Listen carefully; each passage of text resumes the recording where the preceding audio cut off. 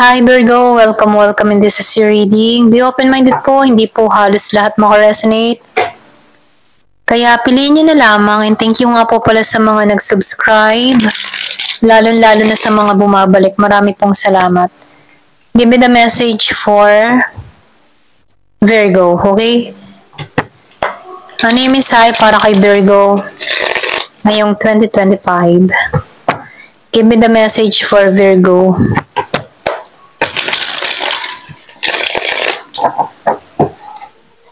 Give me the message for Virgo.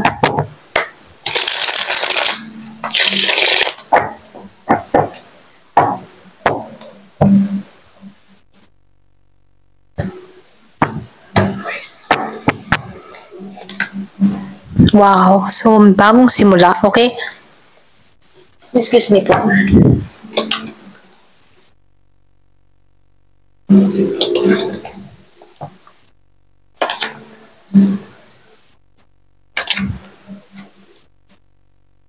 So nakikita ko dito lahat bago sa'yo, no? Bagong simula, bagong pag-ibig, seguridad, okay? Financial stable, ganyan. Kasaganahan. So nakikita ko dito pinasok ka ng taon ng kasaganahan, okay? Yung iba sa inyo, no? Kumbaga nakikita ko dito na positibo ka, okay?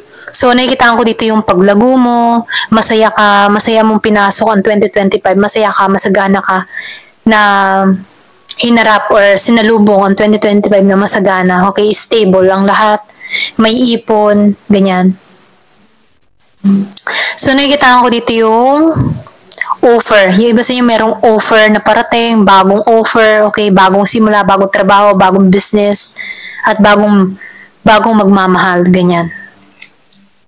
So, meron ditong bagong parating. So, nakikita ko dito, handa ka na sa bagong simula, okay? Kumbaga, ayaw mong pasakop sa mga masakit na karanasan, sa masakit na experience, ganyan. So, nakikita ko dito na in-out mo na to sa buhay mo, okay? So, nakikita ko dito yung pag-let go mo doon. Tinapos mo na to. So, hinanda mo yung sarili mo sa bagong simula na merong katatagan, may tapang, lakas ng loob, okay? Kumbaga, kinumpleto mo yung cycle na renew mo yung sarili mo. Ganun yung energy mo, no? So, nakikita ko dito yung focus ka, clarity na, clear na sa kaisipan mo lahat, okay? Klaro ka mag-isip, alam mo yung gusto mo, alam mo yung patutunguhan mo, alam mo yung destination na tatahakin mo, okay? So, meron ka ng choice, meron ka ng napili, choice mo to, ganun, okay? So, nakikita ko dito, nakaranas ka ng nanaloko before, kaya ikaw, mas kiniklear mo na yung kaisipan mo, nagiging ka ng maingat, okay? Parang malino na para sa yung lahat, okay? Yung ba sa inyo napagloko ka ng taong Scorpio, okay? Kung meron kang kadiling na Scorpio, no? Napagloko ka nito before, okay? So, nakikita ko rin dito, no? Yung ba di po na nalalaman mo na dito yung tama sa mabuti, ano yung mga kabuti para sa'yo, ano yung mga kasama sa'yo, okay? Winawaksin mo na yung sarili mo. Meron kang mga rules na ginagawa sa sarili mo. So, nakikita ko rin dito na sinusunod mo na yung intuition mo, sinusunod mo na yung kutob mo. Kumbaga, humihiling ka ng gabay, okay? Kay God, sa taas, okay? Kay Jesus, okay? Kung sino man yung sinasamba mo, humihiling ka ng gabay dito, okay? Para hindi ka maligaw ng landas, okay? Nakatuon ka sa tamang landas, okay? So, nafe-feel ko dito yung iba sa inyo, kung single ka, no, hinahanap mo yung isang relasyon na pang marriage parang pang marriage na talaga, okay? Yung bang tipo na matino, humahanap ka ng something na kakaiba, okay, sa panahon ngayon. Ito lang nafe-feel ko sa'yo, no? So, nakikita ko dito na humahanap ka ng isang taong relihiyoso, okay, tulad mo, yung merong malalim na koneksyon, lalo na sa taas, okay, kay God, okay? So, gusto mo yung may malalim na koneksyon, ganun. Alam yung values ng isang relasyon, okay? Kumbaga, pinapahalagahan niya yung value, okay? Yung koneksyon, ganyan. So, nakikita ko dito, hinahanap mo yung faithful, ganyan, okay? Yung matapat, yung mapagkakatiwalaan mo kahit lumayo ka, mapagkakatiwalaan mo, yung hindi ka lilinlangin, ganyan, okay? Ito rin nakikita ko sa'yo. Kasi nakikitaan ko dito na naranasan mo na mapagloko, naranasan mo mamanipula, okay? Naranasan mo na, alam mo yun, parang ang dami mong naranasan din sa past relationship mo na ikaw, mas pinag-aaralan mo yung nararamdaman mo, no? Alam mo na yung gusto mo, hindi ka na basta-basta nagtitiwala, hindi ka na basta-basta pumapasok sa isang relasyon na wala kang nakikita ang magandang kahihinat na, ano. So, nafe-feel ko dito, madali mo ding i-reject ang tao, ganyan, ano. Pag nakikita mo sarili mo, ay, hindi to pang family, ganyan. Inaalisan mo na to, ganun, okay?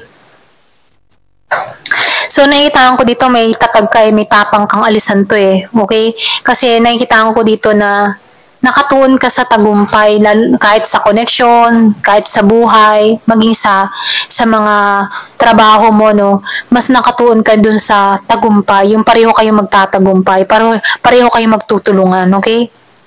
So, nakikita ko dito yung iba sa inyo may travel or pwede rin sabihin ang klase ng trabaho mo, pa-travel, okay? Focus ka dito. Ito lang na-feel ko, no? So, nakikita ko dito, once na meron kang ginusto talagang action ka, hindi ka basta-basta, yung tipong iisip-isip lang, hindi, action ka. Once na meron kang ginusto, gagawa ka ng paraan para makamit to or makuha mo to. Ganun kita makita, okay? Kasi nakikita ko dito yung focus, okay? Ikaw yung may control ng lahat, okay? So, nakikita ko dito na matalas kang mag-isip, okay? So, nakikita ko dito yung iba sa inyo, naranasan mo ditong mawala din before, okay? Ito rin nakikita ko yung iba, no? Kung meron kang kadiling na Libra, nasaktan ka dito, okay? Na dumating din sa point na napabayaan mo yung sarili mo, nagiinom ka, ganyan, okay? Pero nakikita ko dito na lampasan mo eh, hinanap mo yung pagbabago, okay? Pwedeng merong nakatulong sa'yo kung bakit nababago ka ng paunti-unti, ganyan. Kung bakit nahanap mo na yung bagong simula na kung saan before na-stuck ka sa isang sitwasyon na hindi mo makitaan yung butas, okay? Yung liwanag, okay? Pero ganun pa man, nakikitaan ko dito na malaki yung pagbabago na nangyayari sa'yo, okay? So, meron ditong 3 months na mangyayari, okay, sa lunar eclipse. So, nakikita ko dito na meron kang paglilinis na ginawa or gagawin, ano, sa 3 buwan na to. Kumbaga, magiging malinaw na sa'yo ang lahat, lalong-lalo, okay? Magiging lang malinaw, lalong-lalo na ang lahat para sa'yo, okay? So, nakikita ko dito na hindi ka nawawala ng pag-asa, nagtitiwala ka sa Poong May Kapal. So, meron ditong paghilom na ginagawa sa'yo kung bakit nagiging malinaw para sa'yo ang lahat, kung bakit nagiging maayos yung buhay mo, okay? So, meron ka dito mga tinapos na. Ito na yung nakikita ko, no? Ayan. Pasensya na kayo. Wait lang, inom lang ako.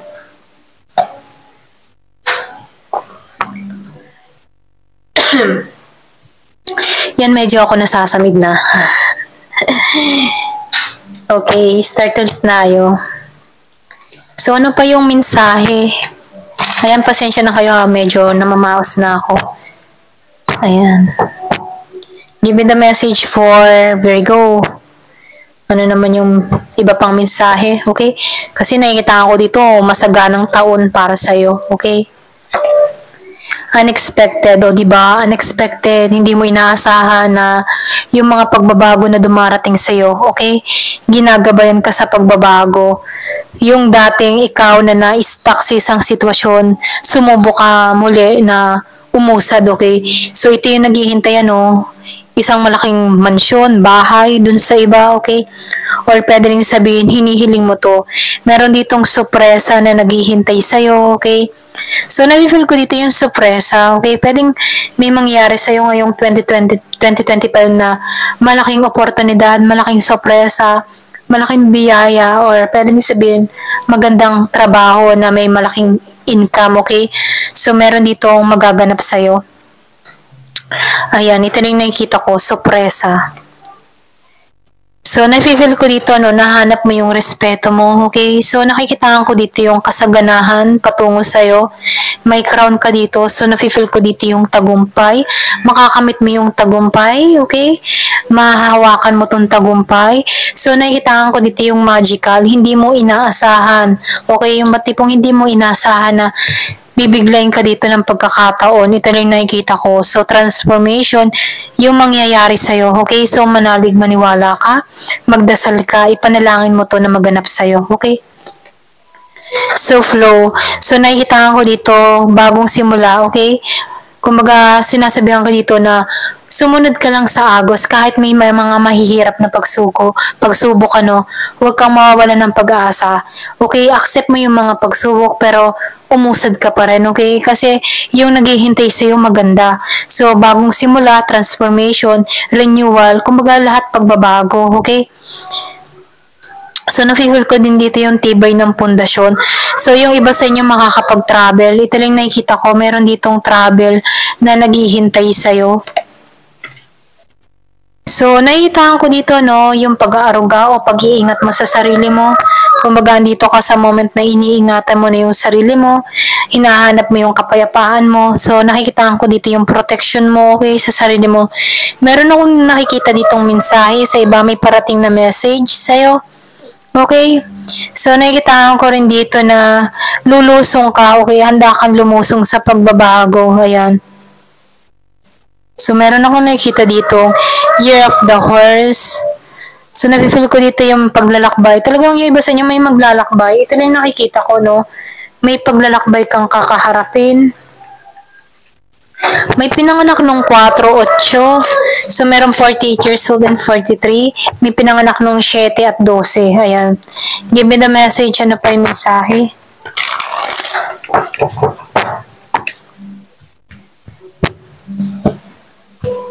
So, nakikitaan ko dito yung kasaganahan, ano?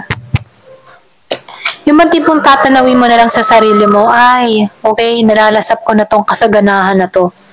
So, Joy, magsasaya ka dito, okay? Magiging masaya ka, okay? Marami ding maiinggit sa sitwasyon mo kasi doble-doble yung mga biyayang dumarating sa'yo. So, hindi maiwasan na mayroong mga tao sa paligid mo na nakakaramdam ng insecure sa'yo. Hinihiling nila na nasa sitwasyon, yung bang sitwasyon mo, na dun sila sa posisyon mo. Ganun, okay? So, meron ditong nagagalit na inis kasi may travel eh. Okay? Ito rin nakikita ko. Pwede yung iba sa inyo makaalis ng bansa, okay?